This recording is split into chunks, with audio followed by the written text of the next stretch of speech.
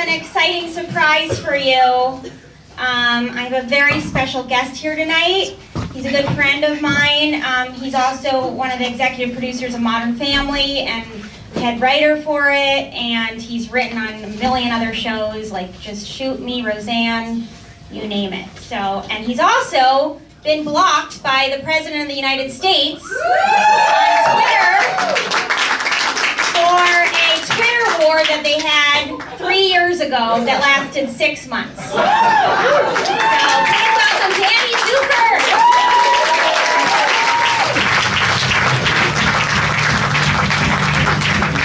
So excited. This is also the first time we're doing an interview on the show, so it's experimental. It's going to be great. It's going to be amazing. Before Trump pulls me away to the gulag. Yeah, I mean, can he deport you? I don't know. POTUS hasn't blocked me yet, the POTUS account. Oh, really? So I'm trying to talk to him through there. But You yeah. keep the mic. You can hear me, right? Here, look. Woo! Do they both work? I'll just use two. Don't be greedy. You already have a show. I do. I don't need this. We need you, though. We need you. That's great. It's so great. so- When I used to come up and say, like, my whole career depended on it. I know. That's how I feel. I know, it's so I mean, weird. it's a lot of pressure on me right now. It must be, because, I mean, I don't even know how you do it. I know. Crazy You rich. seem so. Well, it's like, I could tell by the shoes. Your Yeah, shoes. they're Yeah. new. Yeah, I could tell. Yeah. And the watch. Someone's watch and shoes. You can tell how rich they are. This is not even my good shoe watch. I have holes in my soles. That's how. I have a hole in my soul. Me too. Yeah, that too. So what's it like being the most hated person of one of the most hated people? Can you be more specific? What's No, it no, like being? It's been weird. It's been, it's, you get death threats. Really? The alt-right are great, by the way. What's great about them is sometimes I'll go almost a day forgetting I'm a Jew. Yeah. Wait, how does that happen? Well, it's you're a Jew, Y-O-U-R, obviously, and Right. yeah, no, Apostrophe. yeah, I'll tweet that stuff, yeah. So, but yeah, no, it's very, it's weird. Like I was just a few years ago, just a Twitter, making jokes. Just a nobody. A nobody. I mean, I was still, but basically a nobody, and then crazy rich, and then and I tweet at him because he's a douche, and this was back when everyone knew he was a douche, not just 70% of us, and he tweeted at me. He just tweeted one night, "Celebrity Apprentice, #1 show of the night," and I just tweeted back with the easily checkable fact. Cool story, here's what actually happened. Where he had finished behind a repeat of both Family Guy and Bob's Burger for Celebrity Apprentice. And then he went ballistic. And so it's exactly, I feel a little bit like I was the beta test. Really? Yeah, like you just, like everything he said to me, he said to the people. To the people. Yeah. So you just represented Yeah, the American population. I did, except well, a good the people portion. who, yeah, not the right side. Yeah, not the people. Not the wrong right side. Everybody's great. Wait, I had a question now, I forget it. It was,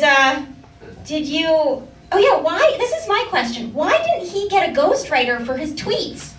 Because he can't. Because they're so bad. He's so narcissistic. It's gotta be Right. like, he thinks, he's just surrounded. Would you ever write for him? If you got a call, like Trump would like to hire Danny to write some speeches for him. What's it pay? No, I wouldn't. No, I wouldn't. He actually, in the middle of this, toward the end, he for some reason found my email and wrote me, and like it was like somewhere I was like I'd done an interview with like Slate magazine or something, and in the intro to me it was just like producer writer, and then it said Trump Slayer, and then he put highlighter on it, and on the email it was like highlighter, and it's like congratulations for this, love, and then a squiggly signature. Love, I got a love. Yeah, pretty good, right? I'm the new Attorney General, by the way. But he, so I wrote back and I wrote, thanks, this is baffling. P.S. It's not a shtick, I really hate you. And then he wrote back. Did you say love, Danny? No, I was at. And then he wrote back, trust me, if you met me, you'd like me, which is just how needy and weird he was. To which I wrote back, here are the 3 facts I know in descending order. I love my children, sun will rise in the east, and I absolutely hate your fucking pig guts. Wow! It wasn't that clever, but it was just that I was doing it to Donald Trump, Well, who at the time was a family reality Comedy star. comes in 3s. Yeah, so, thanks, I did. Yeah. Thank you for that. Yeah, you're welcome. I'm taking that back to the room. You have 5 Emmys. Do I? That's what you told me before the show. Do we need a fact checker? Do we need... Well, you didn't want to talk. I was just hitting her, you know. Oh, that's too real. They think it's too real. No, I didn't really. No. You have 5 Emmys. I do. Is that real? It is real, I have 5 Emmys. Where do you keep them? Well, it's funny you ask. No, I have them, like, douchily displayed behind me, in my home office. So In your office? in my office Okay. at home. So just- you don't have one in the bathroom? No. I had a very, before Modern Family, I had a very award-free career. Good. So I love them. What's your, oh, I have a question. Okay, Um, that's why we're here. if you could have dinner with one celebrity who died in 2016, who would it be? Well, I guess I can't say Debbie Reynolds. You fucked that up for me. No, I would. I shouldn't open with that. Sorry, I apologize for opening with. No. I loved them, by the way, Oh. both of them. Everybody who died. Love them. Everyone, yeah. I would have it with, I don't know, David Bowie, probably. That's a good choice. That's a good choice. Yeah. I think I might too, actually. Yeah. Or Carrie. I like Carrie Fisher a lot. I like Carrie Fisher. Yeah. I recently lost 400 pounds. Doing Danny's bit. Because you're depressed about Trump. Yeah. Who would you have sex with if you could have sex with someone who died in 2016? Alive or dead? Oh, someone who had sex with. Who died? Yeah, but if they No, were am I alive. having sex with them when You're they're not having dead? sex with Because their that dead changes my body. answer. No, just the person if they were I still prepared alive. who I was dead for. If you're both dead, I don't know. Who are who's the hot one? Who's the hottest of the? David Bowie. You should say David Bowie. I mean, I've never done anything gay, but I would, it's David Bowie, right? Fuck David Bowie. I'd probably, yeah, I'd fuck him. Let's be honest, I'd let him fuck me. That's how much I would do. Whoa! Yeah. Oh my God, how good would that He seems be? like the girl in the... I know, but now all I can think about is getting fucked by David Bowie. Wow. Mission accomplished! Oh, man. We're all picturing it right now. Should change his. What's the worst thing anyone said to you what's the worst thing anyone said to you before you made it in the industry? Can you remember? Get the fuck out of my house, you dick. Was that your wife? My dad. Oh. I don't know how people with great relationships with their parents are funny. Yeah, no, they we have can't. You can't I have be. a real head start. Yeah, that's good. That's pretty good. When did you realize you made it? I think right now. Good answer. Yeah, right here. Not when you fantasized about having sex with David Bowie. No, that was not my. I have better moments. If you could give one piece of advice to a struggling actor in Hollywood besides quitting, what would it be?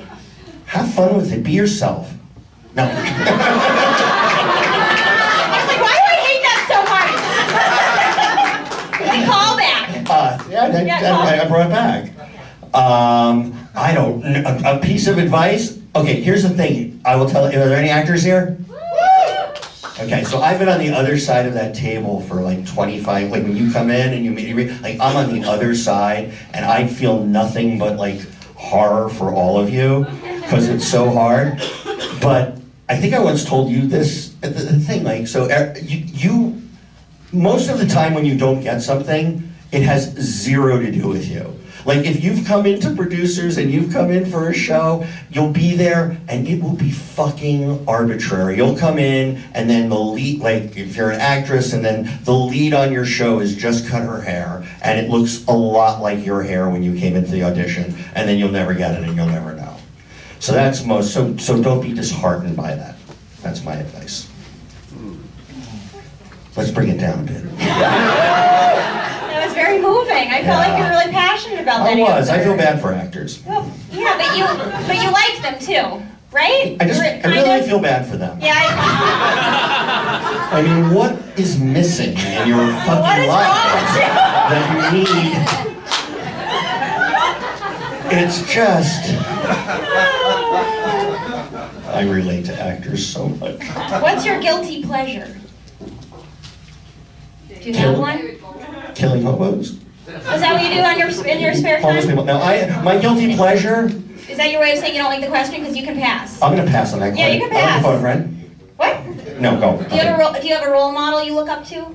Do I have a role model I look up to? When I repeat the question, it means I'm thinking. Okay, you're passing. I'm passing. Give me another one. What's your favorite swear word? As an actor studio, they do that. I find that the word douche has a lot of utility. I know it's not really a swear yeah, word. It's not.